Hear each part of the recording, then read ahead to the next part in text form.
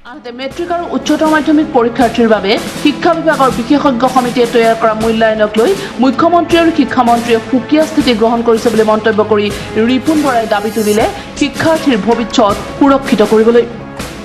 আজি শিক্ষামন্ত্ৰী আৰু মুখ্যমন্ত্ৰী দুই মেৰুত অৱস্থান কৰিছে।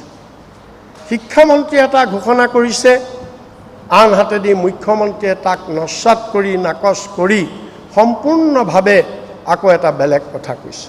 গতিকে ইয়াৰ ফলত আমাৰ ছাত্ৰ ছাত্ৰীসকলক যি অনিশ্চয়তা আহিছে, সেইকাৰণে আজি আমি অসম প্ৰদেশ কংগ্ৰেছ কমিটি আমি এইটোৱেই ডিমাণ্ড কৰিছোঁ, মুখ্যমন্ত্ৰীৰ বক্তব্যকো আমি নিন্দা নকৰোঁ। আমি এইটোৱেই ক'ব খুজিছোঁ যে যি কৰে অতি সোনকালে এটা স্পষ্ট সিদ্ধান্ত ল'ব লাগে। আমাৰ ছাত্ৰ ছাত্ৰীসকলক, অভিভাৱকসকলক অনিশ্চয়তাৰ মাজত ৰাখিব নালাগে। ছাত্ৰ ছাত্ৰীসকলৰ জীৱনক লৈ হেতালি খেলিব নালাগে।